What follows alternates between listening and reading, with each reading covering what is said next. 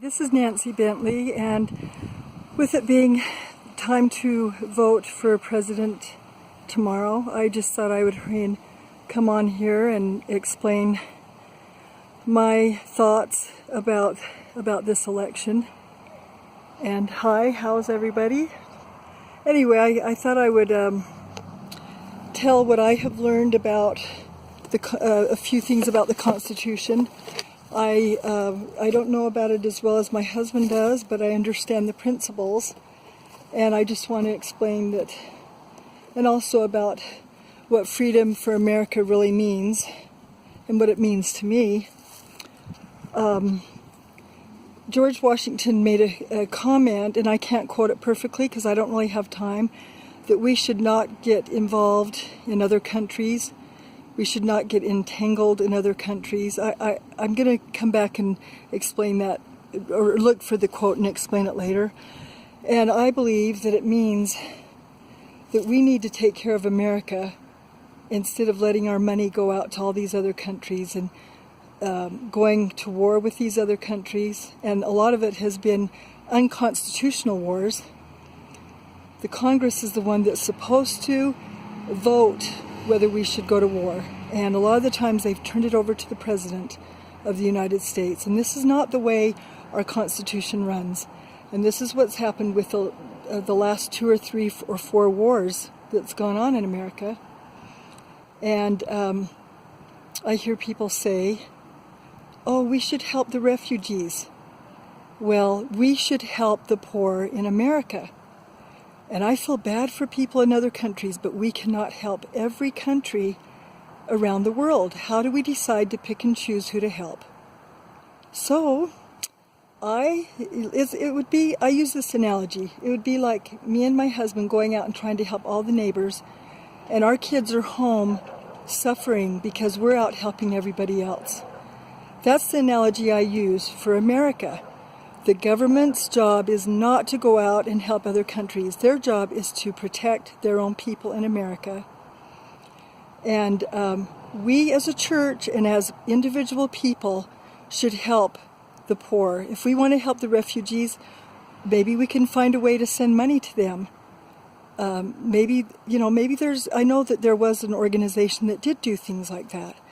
So when we hear Trump explain to not just send all the refugees over like thousands at a time without checking their background, I totally agree with that. Over in Germany, France, and Sweden, the men are raping the women over there, and they're laying around being lazy, the men and the women over there. I feel bad for the women and children. But the men are doing things to the women in those countries that are evil. And so, yes, we do want to help the poor, but do we want to bring just refugees over and not know who they are? Our country is fighting against terrorism. And if we're really going to fight against terrorism, we better check who we're bringing over to our country. And I don't think that Hillary is bringing them over for the right reason. She is involved with many, many Syrian people, the leaders. And she's received money from many countries. And I think she is a traitor. And I think she is trying to destroy America. And when you bring a lot of cultures over here in America, without them following our culture, it destroys a country. And I couldn't type this all up because there's so much detail. I think that we need to take care of our people. And I don't even believe in socialism. So if we are going to do welfare and socialism, let's take care of our people.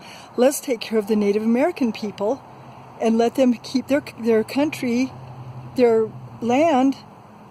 And our government gives them money. And we're so bankrupt right now. How can we be helping other countries? And if they do come over here, let them come over legally, filling out all the papers, go through one family at a time, and help people come over.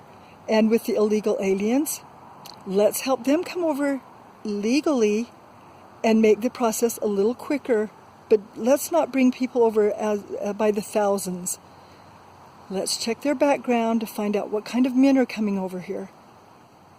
This is really important for our country because we will, in Germany, they wish they would not have let the refugees come over. they have high regrets for it. So when people want to call Trump a bigot for this or racist, that's not the reason that he doesn't want those people to come over. He loves all different races. You can tell. Just watch a lot of videos, and I'm not being naive. Like I said, I have said this before. I went for years without liking Trump. But the things that he wants to do to save the American people are very important. And yes, we as a religion and as a church, we should help the poor. We should send the money over to the refugees if we can. But to bring thousands over, and they can hardly infiltrate into our culture. And we've got to think about this and not call Trump names just because the news media calls him that. That's not his reason for not wanting them to come over. He's not a racist or a bigot. He's thinking of the American people. And we don't believe in welfare for our own people, so why should we have welfare for them? It's not the government's job to help other countries.